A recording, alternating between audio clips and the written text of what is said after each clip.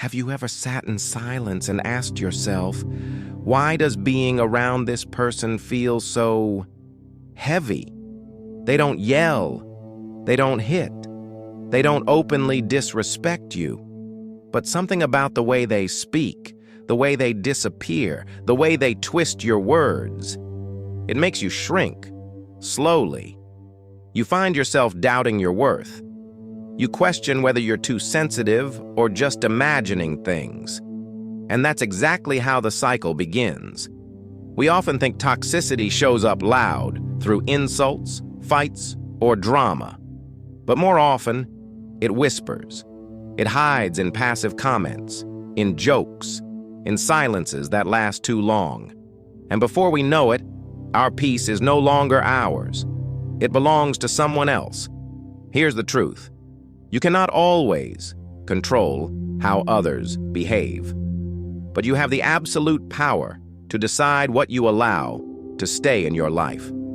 As Marcus Aurelius once said, you have power over your mind, not outside events. Realize this, and you will find strength. And that's what this video is about.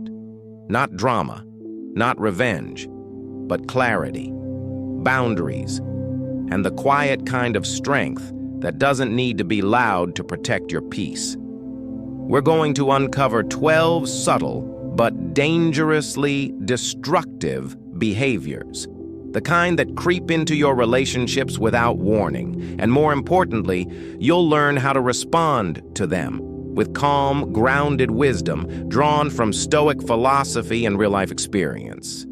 If you're tired of feeling emotionally exhausted, if you've been doubting your reality, or if you've just been waiting for someone to say, "No, you're not crazy. This isn't okay," then this video is for you. And at the end, I'll share one toxic behavior so common, most people overlook it until it's too late. But once you see it, you can't unsee it, and your life will never be the same. So take a deep breath, because this isn't just a video. It's a turning point. Some people don't control you by shouting. They control you with softness, with guilt, with flattery. And that's what makes emotional manipulation so dangerous. It feels like love until it feels like prison. You ever had that weird sinking feeling? Like you're not sure if you did something wrong, but now you feel obligated to fix it anyway? That's not intuition. That's programming. And someone else wrote the code. Emotional manipulation is like a remote control in the hands of someone else, pointed right at your heart. They can make you feel shame, loyalty, or confusion in seconds. And they'll often tell you, it's for your own good. But it never is. Maybe they say things like, if you really cared, you do this. Only you understand me. Or the classic, after everything I've done for you. At first, these sound like deep emotional bonds, but slowly, they start to blur your judgment. You stop trusting your gut, and that's the moment they win. I once watched a close friend give up her passions, her voice, her peace, just to avoid making her partner upset. She believed that compromising herself was love, but it wasn't love. It was a strategy, and it worked until it didn't.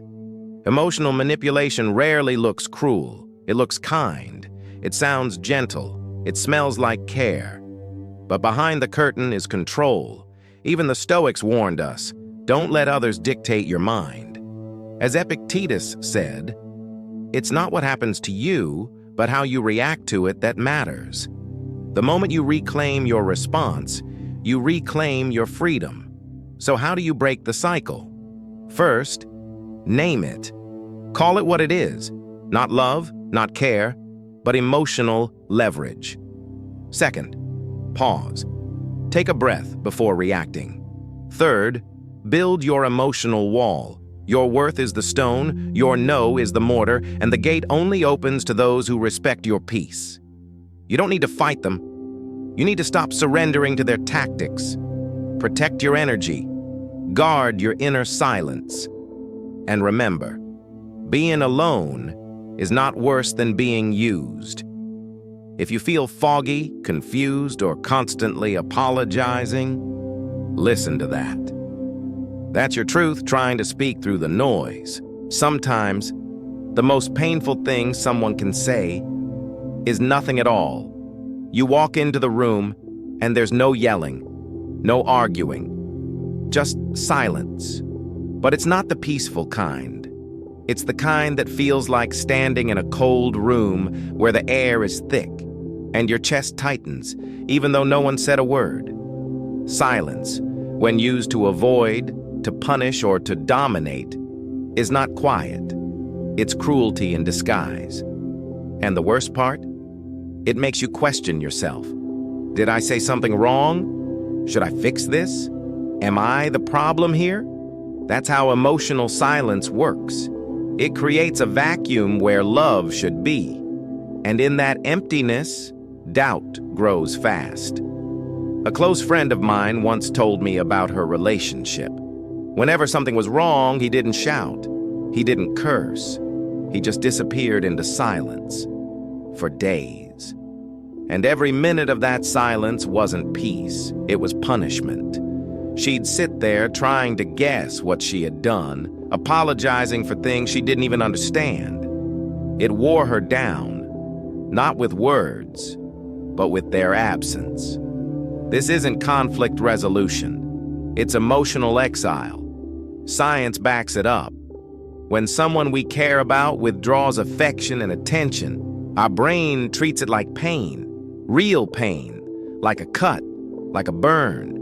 And over time, it leaves invisible scars. But let me tell you this. You are not responsible for someone else's refusal to speak. You are not broken because someone won't look you in the eyes. You are not less because someone is choosing silence over connection. So what can you do? First, name the behavior. Don't minimize it. Don't justify it. Second, express how it feels. Not with accusations, but with honesty. When you shut down like that, I feel invisible. That's not drama, that's clarity. Third, protect your energy. You don't have to chase their silence. You don't have to fix what they refuse to face. Spend time with people who see you, who hear you, who show up with presence, not just when it's convenient, but when it counts. And if the silence continues, if it becomes the norm, you have every right to ask the hard question, is this a relationship or just a quiet cage?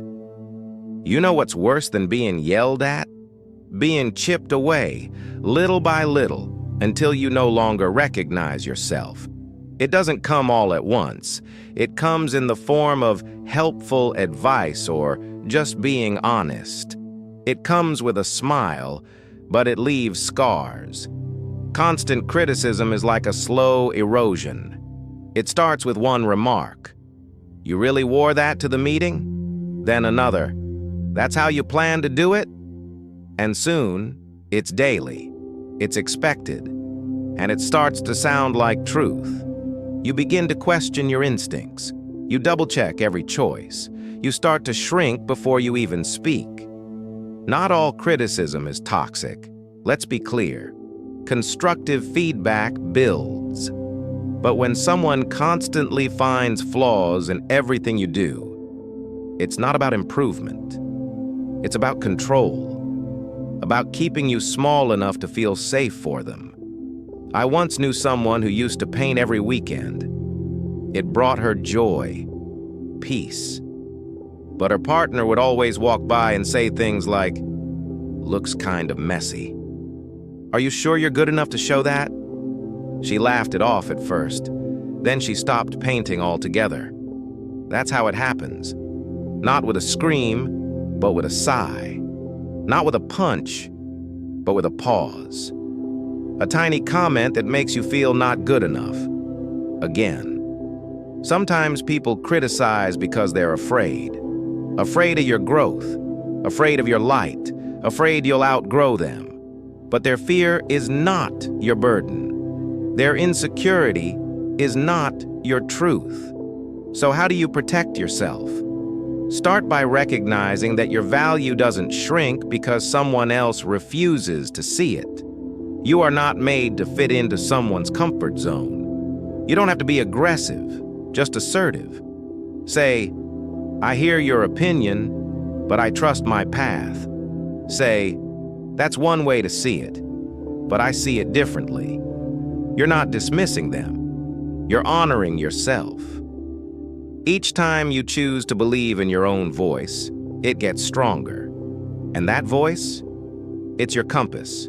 It will lead you through every shadow someone tries to cast on you. So the next time someone offers just being honest, pause. Ask yourself, is this meant to help or to hurt? Either way, you don't have to accept every word handed to you. You're allowed to put some of it down and walk away lighter. Not all chains are made of iron. Some are soft. Some whisper sweet things before they tighten. And the scariest part, you might not even notice until you can't move. Control doesn't always shout. Sometimes it holds your hand. It checks in on you constantly. Because I worry. It asks where you're going, who you're with, because I just care. At first, it feels like love.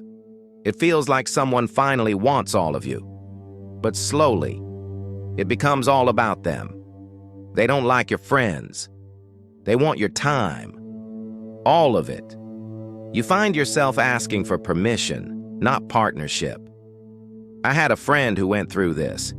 She was strong, independent, vibrant. Then she met someone who texted her all the time, wanted to know where she was, said things like, "I miss you too much when you're out, and can you just stay home for me?"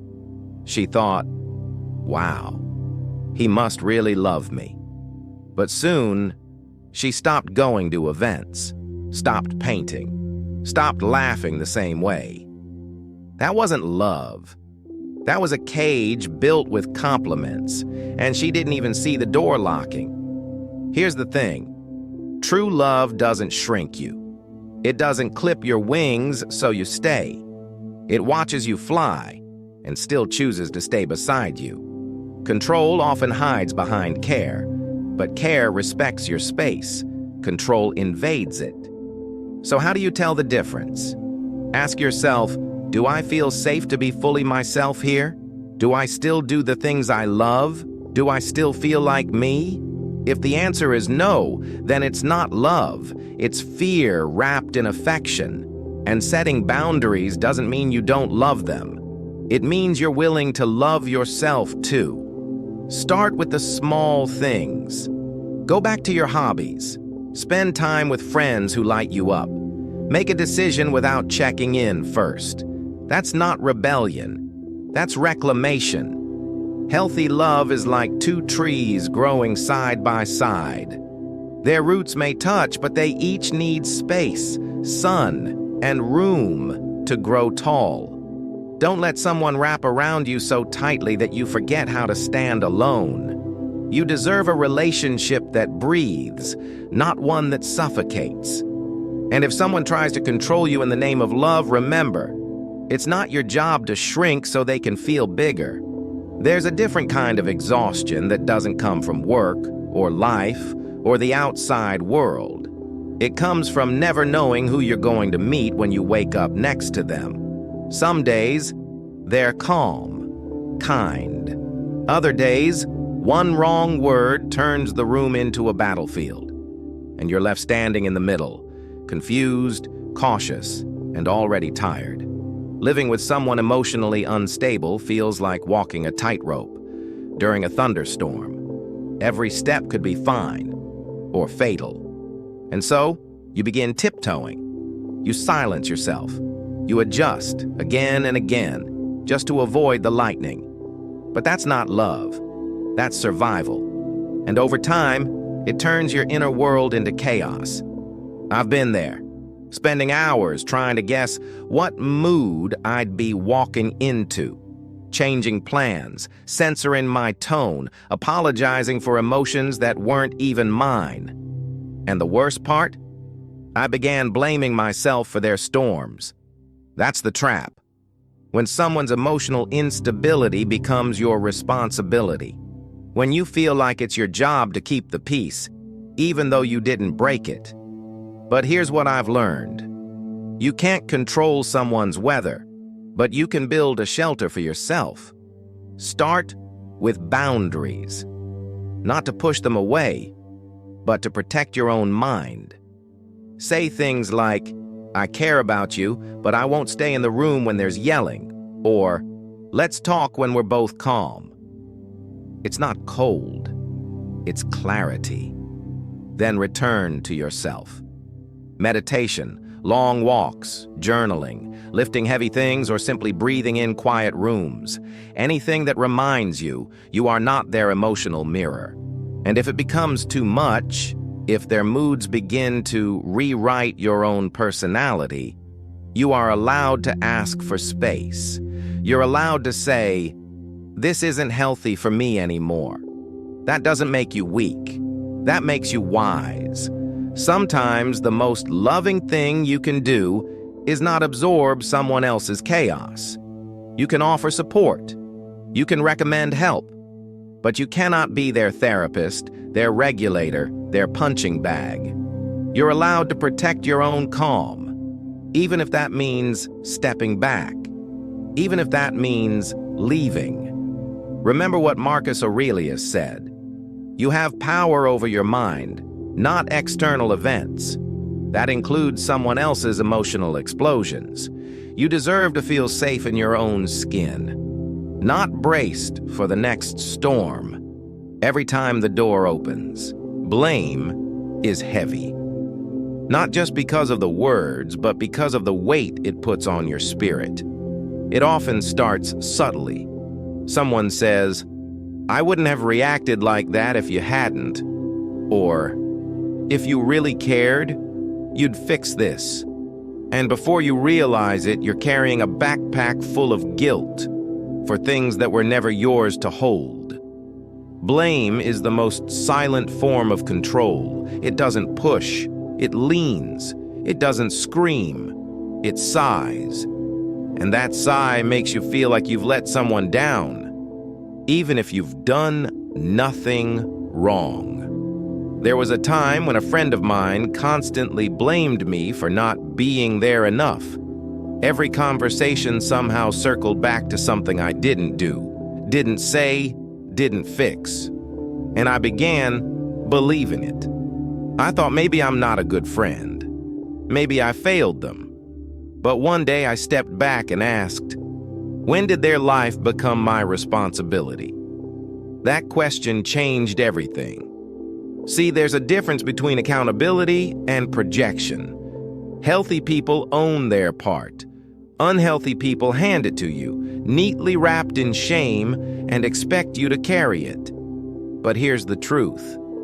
You are responsible for your actions, not for other people's emotional weather.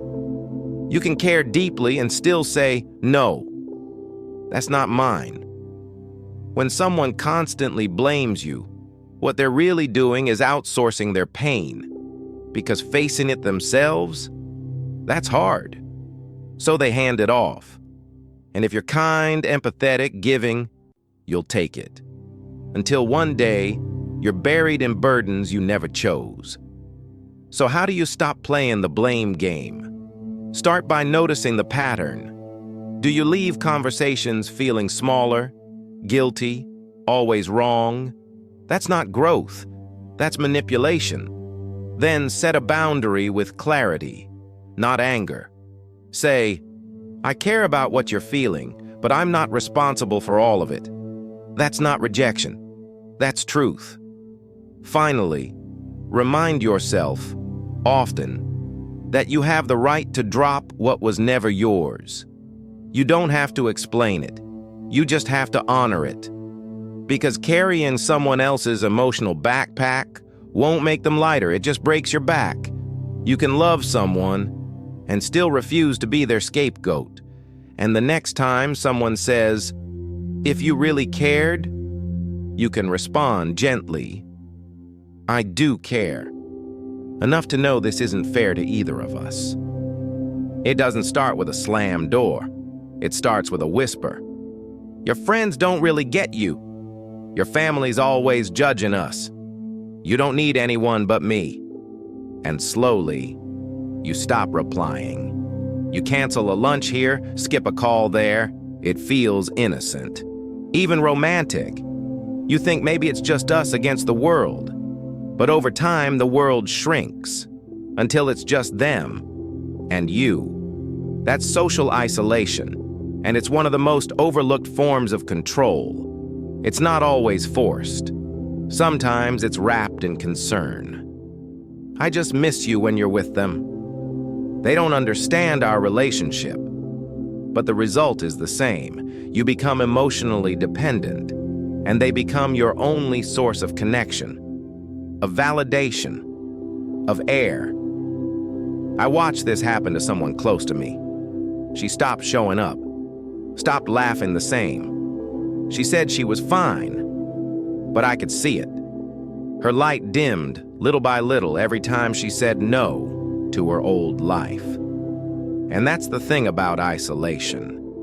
It doesn't always look like loneliness. Sometimes it looks like love that takes up too much space. You wake up one day and realize you've lost touch with everyone who reminds you of who you used to be. But here's what I want you to remember. Your connections, your family, your friends, your community, they're not distractions. They're your anchor. They're your mirror when you forget who you are. No healthy love will ever ask you to disappear. So if you feel like you've been pulled away, step back and ask, do I still have a life outside this relationship? Do I feel guilty spending time with people who love me? Do I need permission to be seen? If the answer to any of those is yes, then it's time to rebuild. Call someone, even if it's awkward. Send a message, even if it's been a year. Show up, especially for yourself. Because isolation isn't just distance, it's disconnection. And healing begins the moment you choose to reconnect. You were never meant to be someone's entire world, and no one should ever be yours. You deserve love that expands your life, not replaces it. That lifts you up, not locks you in. Sabotage doesn't always come as betrayal. Sometimes it comes dressed as concern. It's a soft voice saying, "You sure you can handle that?" A raised eyebrow when you mention a dream. A smile that doesn't quite reach the eyes when you share something you're proud of. That's subtle sabotage. The kind that doesn't tear you down. It doubts you down. And that doubt sinks in deep. It can come from friends, from family, even from people who say they love you the most. And that's what makes it so confusing. Because how do you challenge someone who says they're just looking out for you? I once told someone close that I was starting something new, something that meant a lot to me. They smiled and said, "Well, don't be disappointed if it doesn't work out." And for days, that sentence echoed. Not because it was cruel, but because it pretended to care while quietly stealing my confidence. This is how sabotage works when it's subtle. It makes you second-guess the fire inside you. It takes your goals and filters them through someone else's fear. And if you're not careful, you start living their limitations instead of your truth. Sometimes people sabotage you because your growth threatens their comfort. Sometimes it's jealousy. Other times it's their own insecurity bleeding into your vision. But none of that is your responsibility. You are allowed to protect your dreams like they're seedlings. Not everyone deserves to see them grow. That doesn't mean you have to isolate yourself. It means you have to filter. Not every voice deserves a seat at your table. Not every opinion gets to rewrite your path. So what do? You listen to your gut. You take note of how you feel after sharing. Do you feel uplifted, or do you feel smaller? If it's the latter, step back. Not in anger, but in clarity. And start surrounding yourself with people who add light, not shadows. Keep a journal of your wins, big or small. Remind yourself of the truth when doubt creeps in. And when someone undermines you again, you can smile and say, I get it. You don't see the vision yet, but I do. And that's enough. You don't need permission to believe in yourself. You don't need consensus to move forward. You just need courage and consistency. The people who belong in your life will never be afraid of your shine. They'll hand you more fuel. There's a strange kind of silence that lingers when someone hurts you and never says, I'm sorry. It's not just about the mistake. It's about the moment afterward. That moment where someone could choose vulnerability, but doesn't. Where healing could begin, but pride wins instead. Apologies aren't just words, they're a bridge. And when that bridge is never built, distance grows between people who once stood side by side. But some people just can't cross it. They act like apologizing means surrender. That admitting fault is weakness. And they'll twist the story, blame the timing, blame the weather, blame everything but themselves. And if you care about them, you might wait, and wait, and wait, hoping they'll say it, needing to hear it. But it never comes. I've been there. I once lost a friendship not because of the mistake, but because of the silence that followed. What hurt wasn't what happened. It was that she couldn't look me in the eye and say, You're right. I hurt you. I'm sorry. Instead, she vanished behind excuses, and I was left holding the weight of something I didn't break. But here's what I've learned. You don't need someone else's apology to begin healing. Would it help? Yes. But waiting for it is like holding your breath in a room with no windows. Eventually, it's you who runs out of air, so breathe. Forgive not because they asked, but because you deserve to move on. Let go not because they changed, but because you choose peace over resentment. And when it's your turn, because it will be, have the courage to say, I'm sorry. No conditions, no but, no blame shift. It's not weakness. It's strength in its purest form. I remember the first time I truly apologized without justifying myself. It was humbling, and it was freeing.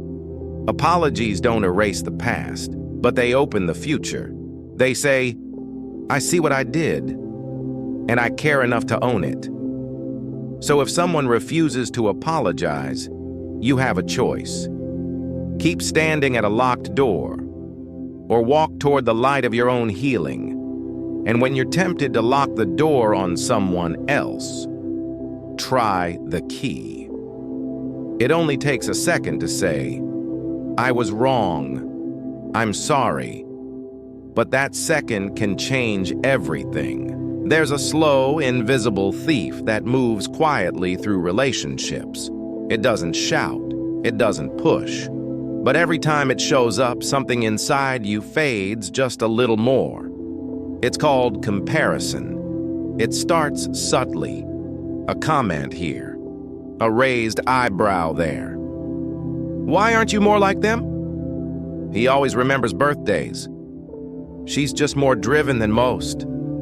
And just like that, you're no longer being seen for who you are. You're being measured against someone you'll never be. I've felt it, and maybe you have, too. You try your best, but suddenly it's not enough. Not compared to him, not next to her. Your wins shrink. Your joy feels smaller. And instead of growing, you start questioning yourself. Am I falling behind? Am I disappointing them? Am I disappointing myself? But here's the truth. Comparison isn't a reflection of your worth. It's often a mirror of someone else's fear, their own doubts, their own unmet goals projected onto you. Sometimes people compare because they don't know how to encourage. Sometimes it's their way of motivating without realizing they're wounding instead. But motivation shouldn't make you feel like you're losing. Love shouldn't feel like a race. And partnership isn't about outperforming. It's about growing, side by side. When I finally stopped measuring myself against other people's timelines, I found peace.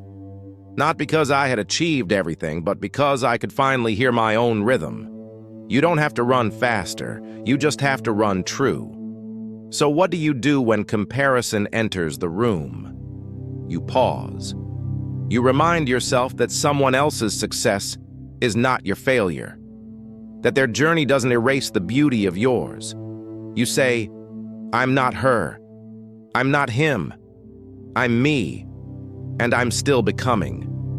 You focus on your own progress, your own healing, your own dreams, and you stop letting someone else's highlight reel make you question your behind the scenes. You can love people and still not want to be them. You can respect someone and still stay loyal to your own lane. Your worth is not a scoreboard, and your heart is not in competition with anyone else's. You were never meant to fit into someone else's mold. You were meant to break it. Some people don't want help. They want attention. They don't want healing. They want a reason to stay broken. And it's hard to watch because you care. You listen. You show up. But nothing ever changes. You offer advice. They push it away.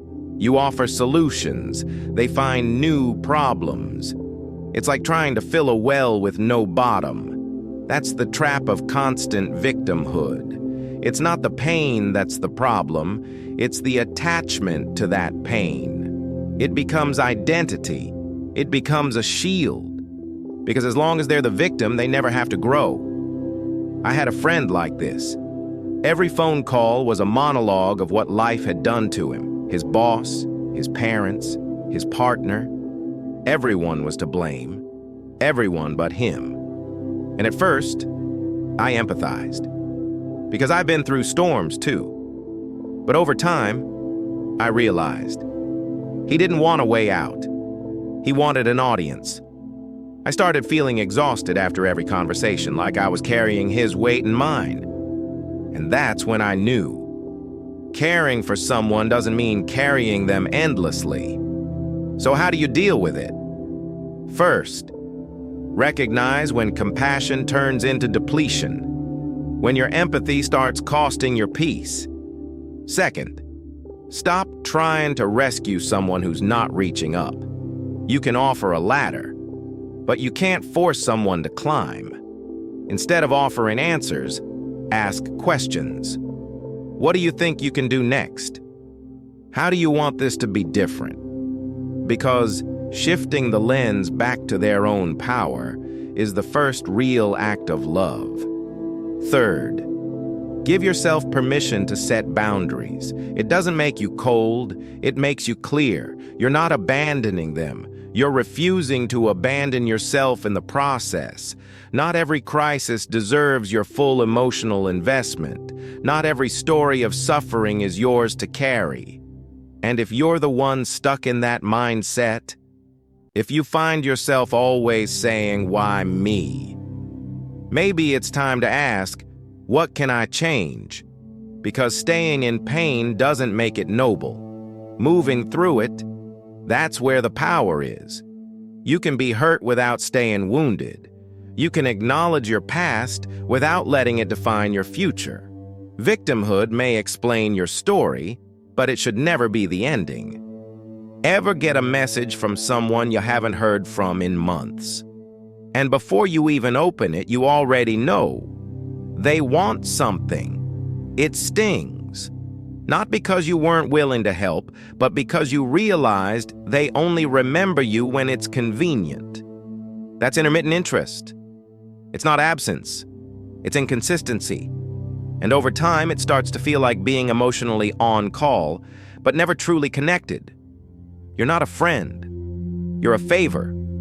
You're not seen. You're used. And the danger? This kind of relationship can feel familiar, sometimes even flattering. They still thought of me, but what they thought of was what you could give. I had a person in my life like this. Every call began with small talk. Every call ended with a request. And I kept saying yes, not because I didn't know, but because I didn't want to believe it. But deep down, I did. You always know when someone's presence feels like a transaction. Here's the hard truth. People who only show up when they need something are not showing up for you. They're showing up for themselves. And that kind of dynamic will drain you. It makes you feel like your worth is tied to your usefulness. Like, if you're not needed, you'll be forgotten. But listen, you are allowed to expect consistency from the people in your life. You are allowed to want relationships that show up even when nothing is broken. You are not too sensitive for noticing. You're just awake. So how do you handle it? You start by noticing the pattern. You stop mistaking attention for care. And you ask yourself, do they reach out when they need something or when I need someone? Then draw your line. Not with anger, with dignity. You don't have to cut people off, but you can stop handing them the pen to write your worth. Say no when it feels off. Say yes only when it aligns with your peace. And remember, you're not cold for creating space. You're clear. The people who love you don't disappear and reappear like ghosts. They stay, even when they don't need anything. Even when you have nothing to offer but your time and your truth. You are not a resource. You are not a tool. You are a person. And that is always enough. Over the last few minutes, we've walked through 12 subtle but powerful behaviors that erode peace. Not with noise, but with weight. Not with cruelty, but with slow corrosion. Maybe you saw someone else in these patterns. Maybe you saw yourself. And that's okay. Awareness isn't shame. It's the beginning of clarity. Because every time you recognize what no longer serves you, you reclaim a piece of yourself. Not for revenge, not for ego, but for peace. Now, you don't need to call anyone out. You don't need to make grand declarations. Sometimes the most powerful move is simply to stop participating, to stop explaining, to stop proving, to stop shrinking. So here's the question. Which of these behaviors have you been tolerating for too long? And what would it look like to walk away from it? Quietly, but completely. If this video spoke to something deep in you, share your thoughts in the comments. Maybe your story will be someone else's wake-up call. And if you'd like more moments like this, subscribe and let's keep walking the path together. Because in the end, as Marcus Aurelius reminded us, the tranquility that comes when you stop needing permission is unshakable.